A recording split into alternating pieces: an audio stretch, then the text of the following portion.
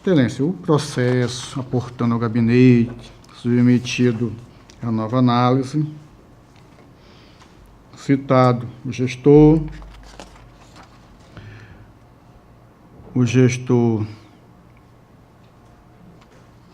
não remeteu as informações, não se defendeu ou não encaminhou os documentos, que eu vou falar aqui, obrigatórios. O tribunal também não realizou auditoria, comumente conhecida como inspeção logo por nós aqui, nessas contas nesse período. O PPA de 2006 a 2009, LDO, não foram encaminhados à Corte de Contas.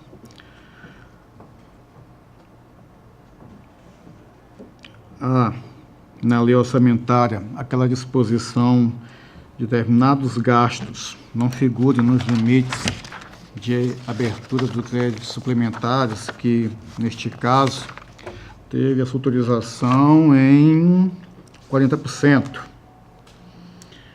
Da mesma forma que a anterior, o gestor ou a gestora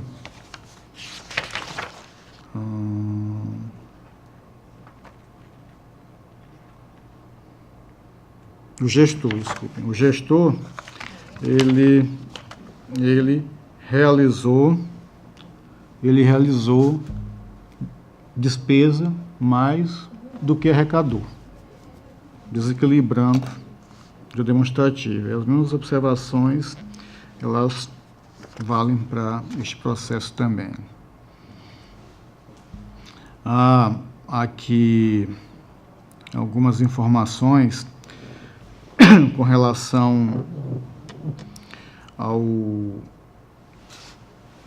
variação do patrimônio municipal, e que este variou negativamente, Excelências, em cerca de 28.300.000 reais. Isso salta aos olhos, conforme resultado econômico apurado no demonstrativo das variações patrimoniais, implicando que o ativo real líquido positivo no ano de 2008, de 2.800.000, passasse para passivo descoberto de 25,5 milhões em 2009.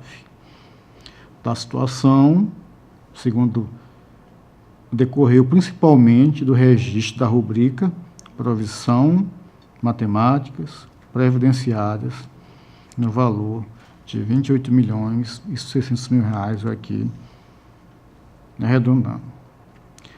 O que é estranho, com relação a essas provisões matemáticas previdenciárias, não há nos autos nenhum documento que subsidie o valor utilizado para a sua estruturação, nem os estudos que originaram essa provisão, que é o famoso cálculo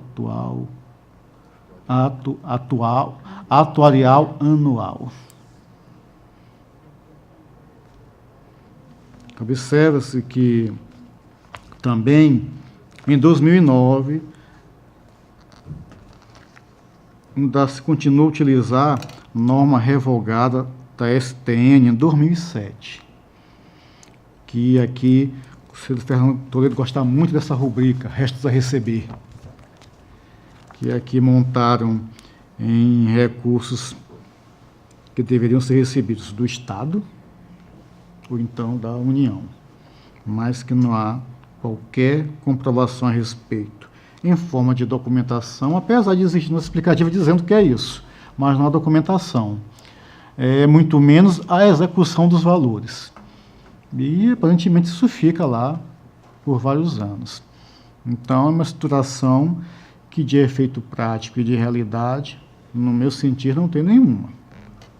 Mesmo porque foi revogada em 2007.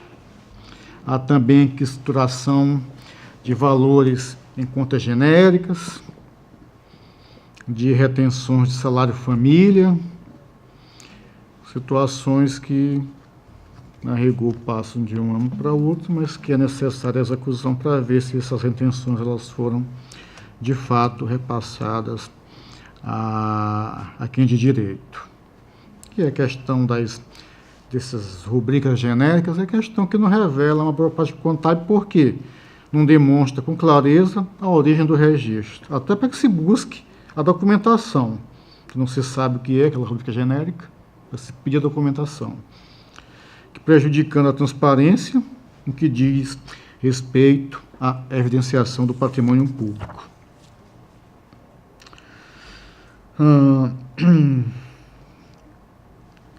Aqui, dos valores do passivo permanente, temos aqui valores de cerca de 650 mil com o INSS e de precatórios. INSS 572, 190 e precatórios 81.500. Aqui observou-se também um cancelamento de dívida com o INSS de cerca de 411 mil reais. Mais uma vez, não contendo nos autos nenhum documento que justificasse a operação. Com relação aos limites constitucionais, o município ele não cumpre o limite com o ensino, aplicando apenas 24,16. Mesmo porque o demonstrativo próprio do réu que cuida da despesa, da movimentação com a educação, tem receitas e despesas, dados diferentes, inconsistentes dos demonstrados nos próprios anexos 10 e 11 que acompanham o balanço geral, ou seja, a própria prestação de contas. Ou seja, é possível ver que onde deveria ter o mesmo número, o mesmo percentual, há informações divergentes. E aqui nós só estamos verificando isso em duas frentes, que é o réu e o balanço geral.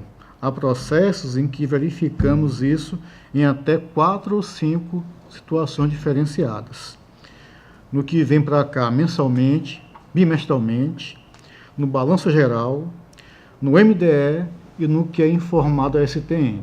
Como é difícil entender essa engenharia, já que era o mesmo valor para constar em todos, o mesmo valor, o mesmo percentual, mas não é assim que a gente vê reiteradamente. Não é nesse caso aqui, só em duas fontes. Também não cumpriu o limite mínimo em saúde, apenas chegando a percentual de 10,38. Da mesma forma que a anterior, o demonstrativo que cuida da saúde, que deve vir no réu, também apresenta valores diferentes, inconsistentes, com os demonstrativos do balanço geral, ou seja, da prestação de contas. Com relação ao repasse do duodécimo, pela falta de documentos, de informações, não podemos verificar se o município atendeu à regra do artigo 29A da Constituição Republicana de 88. Agora, com gastos na remuneração do magistério, o município atingiu o percentual de 61,23, ultrapassando os 60% mínimos.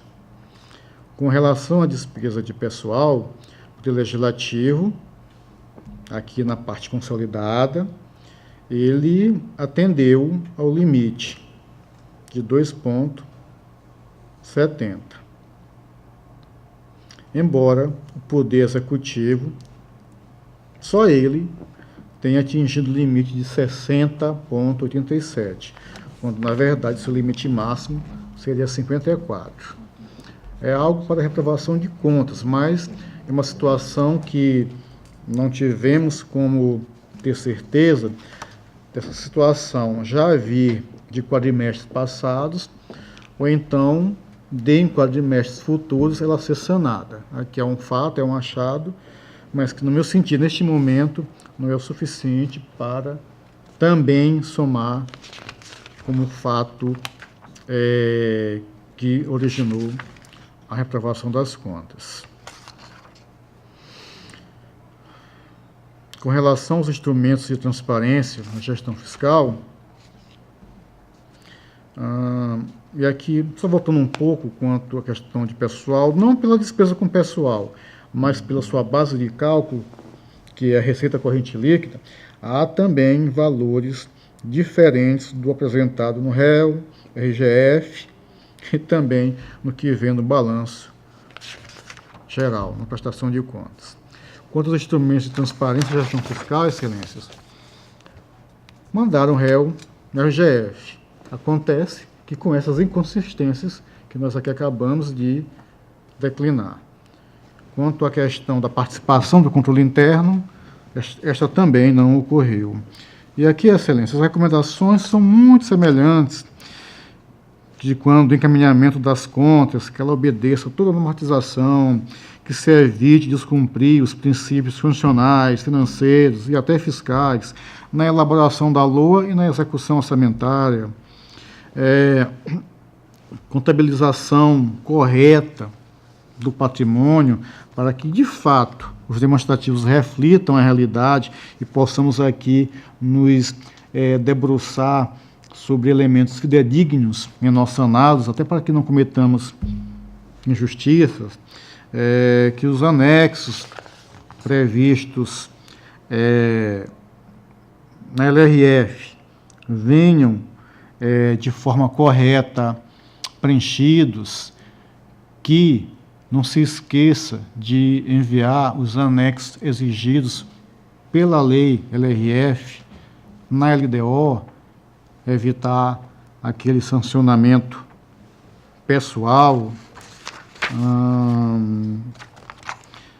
e providências a serem adotadas quanto à manifestação formal do controle interno, através de parecer, certificado, relatório, a fim de que cumpramos com mais tranquilidade o nosso Ministério Constitucional.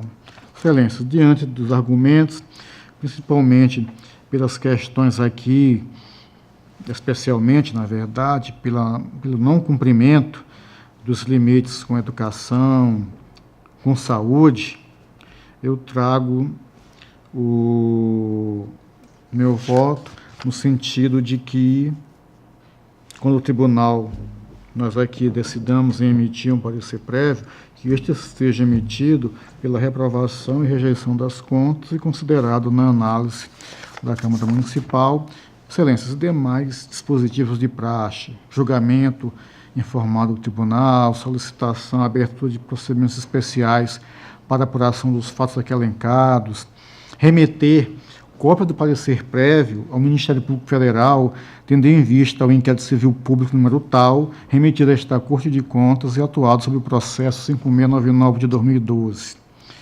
Remeter cópia do parecer ao gestor, para que atente aqui, inclusive, para o prazo de recurso, conforme nossa legislação, publicizar a decisão pelos efeitos legais, retornar os autos do gabinete para outras providências que sejam necessárias. Queria só pedir a licença, que aqui temos uma repetição, eu estou fazendo a complementação e já encaminho para Vossa Excelência a assinatura, para o presidente. É como voto. Com a palavra o Ministério Público. Pelos mesmos motivos dos processos anteriores, o Ministério Público deixa de se pronunciar nesse caso. Em discussão o processo. Com a palavra, conselheiro substituto, doutor Alberto. Desculpa adiantar da hora, mas é porque eu acho importante só esse ponto.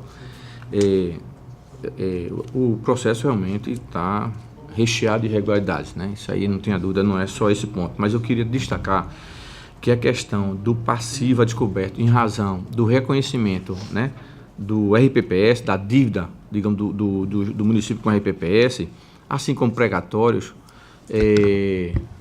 não deve, em princípio, isso ser como um fato negativo, a não ser, logicamente, não tem informações, são outra história.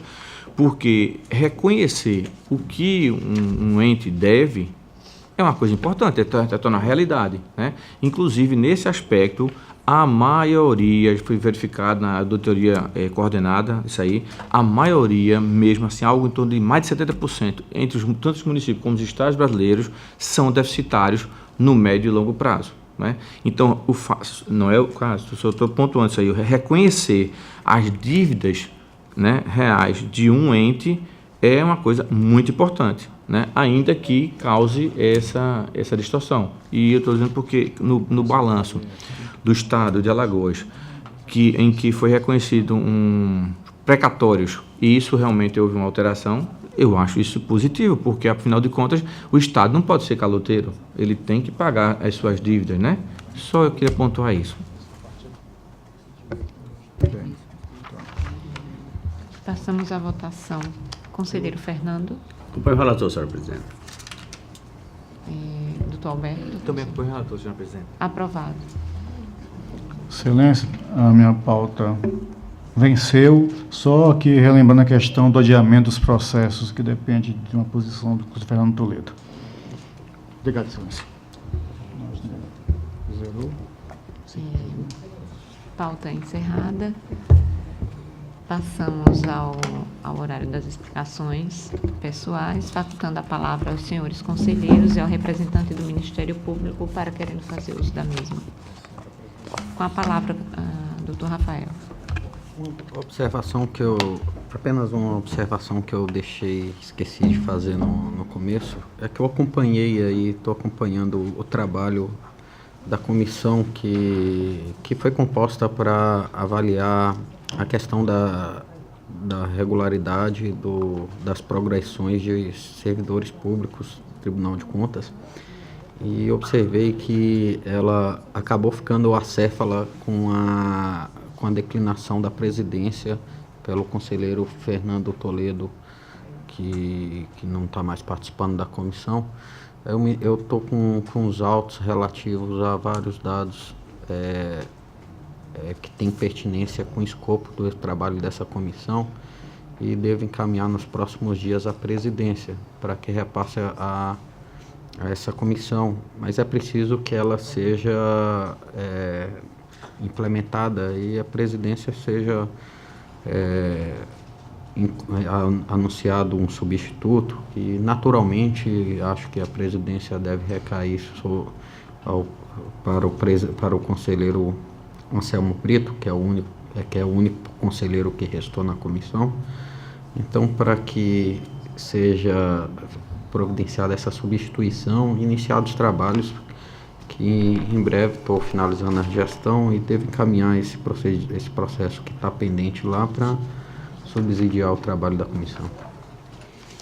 Doutor Rafael, com relação a essa situação, nós realmente estamos nos debruçando sobre ela, inclusive estamos nesse entendimento, mas ainda não concluímos como devemos proceder, inclusive até porque pensamos também que poderemos, concomitantemente também com o acompanhamento do conselheiro na comissão da casa, na possibilidade, em virtude do trabalho que nós estamos tendo para resolver a questão financeira do tribunal, na possibilidade de nós também termos uma auditoria externa mesmo de uma empresa que possa fazer um trabalho concomitante. Então, como nós não definimos ainda isso, e aconteceu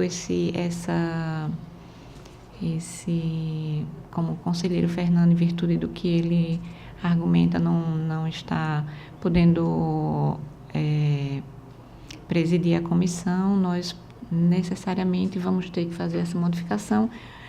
Muito provavelmente terá a presidência do conselheiro, mas teremos que ter mais algum membro e nós vamos adequar essa situação muito em breve.